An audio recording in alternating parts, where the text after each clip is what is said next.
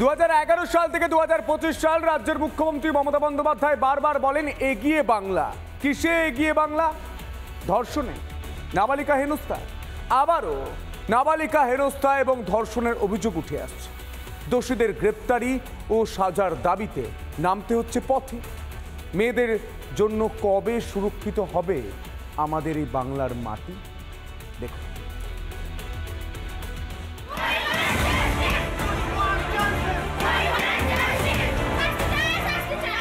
আসানসোলে সপ্তম শ্রেণীর আদিবাসী নাবালিকাকে কটূক্তি ও নির্যাতনের অভিযোগ।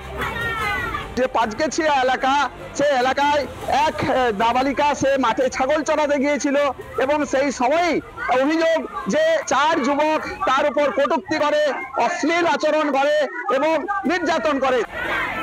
শুক্রবার আসানসোল উত্তর থানার পাঁচগাছিয়া এলাকায় 4 মদ্যপ অসভ্যতা করে বলে অভিযোগ। ঘটনার পর লিখিত অভিযোগ দায়ের করা হয় পরিবারের তরফ থেকে। দুজনকে পুলিশ গ্রেপ্তার করলেও অধরা এখনো বাকি দুজন। গা ঢাকা দেওয়া 2 অভিযুক্তের গ্রেপ্তারির দাবিতে বিক্ষোভ। দা, কোদাল, বটি হাতে আসানসোল উত্তর থানার বাইরে চলে বিক্ষোভ। আরো যারা যুক্ত আছে ঘটনার সঙ্গে তারা কেন এখনো তারা গ্রেপ্তার হয়নি এবং এই ঘটনার প্রতিবাদে এবং যারা যতজন এই ঘটনার সঙ্গে যুক্ত তাদের সকলকে গ্রেপ্তারের দাবিতে আসানসোল যে উত্তর থানা, সেই উত্তর থানায় বিক্ষোভ দেখানো হচ্ছে রাস্তায় বসে।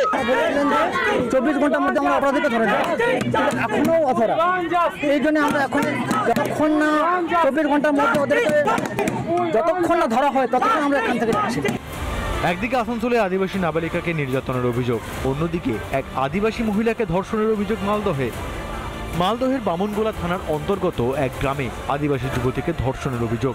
অভিযুক্তের ফাঁসির দাবিতে বামনগোলা থানার সামনে বিক্ষোভ আদিবাসী সম্প্রদায়ের মানুষদের। আরিফ মিয়াকে যাতে অতি শীঘ্রই তাকে ফাঁসি দেওয়া হোক। ধর্ষিত হয়েছেন যে মহিলা আদিবাসী তরুণী, তাকে সরকারিভাবে তাকে সুরক্ষা দিতে হবে। অভয়াকাণ্ডের পরও নারী নিরাপত্তা নিয়ে উঠছে লাগাতার প্রশ্ন।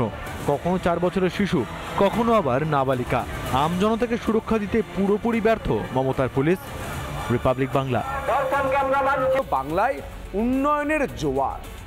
রাজ্যের শাসক দল তৃণমূল এবং সেই তৃণমূলের সুপ্রিমো মমতা বন্দ্যোপাধ্যায় বারবার বলেন উন্নয়ন কার্যত দুয়ারে দাঁড়িয়ে রয়েছে।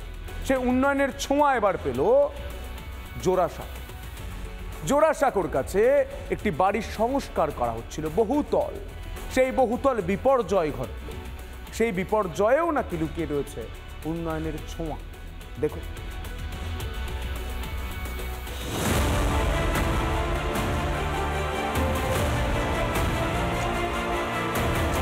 কলিকাতা চলিতেছে ভাঙিতে ভাঙিতে। শহরে আবারও বহুতল ভেঙে বিপত্তি। এবার জোড়াসাঁকোর মুক্তারামবাবু স্ট্রিট। ঘটনাস্থল জোড়াসাঁকো থানার অন্তর্গত যে মুক্তারামবাবু স্ট্রিট রয়েছে, সেই স্ট্রিটের একটি বাড়ি।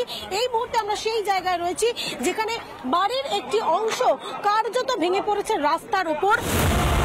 50 বছরের এক পুরনো বাড়িতে চলছিল সংস্কারের কাজ, আর সেই কাজ চলাকালীন ঘটে বিপত্তি। হুড়মুড়িয়ে ভেঙে পড়ে বাড়ির সামনের দেওয়াল।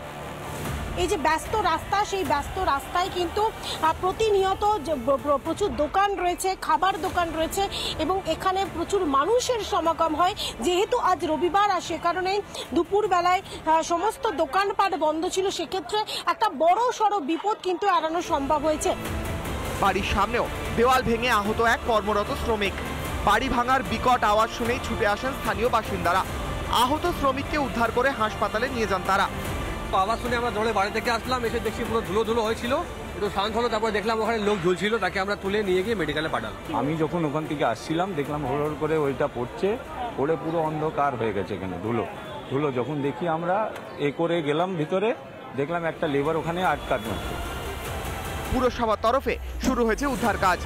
দ্রুত এলাকা ব্যারিকেড করে ধ্বংসস্তূপ সরানোতে উদ্যোগী হয় পুরসভার কর্মীরা। বাইরে থেকে খেতে অনেক লোক আসেন, অনেক ভিড় থাকে। এমনি সবসময় বিকেলবেলা অনেকই ভিড় থাকে, কিন্তু আজকে সেই রকম ভিড় ছিল না।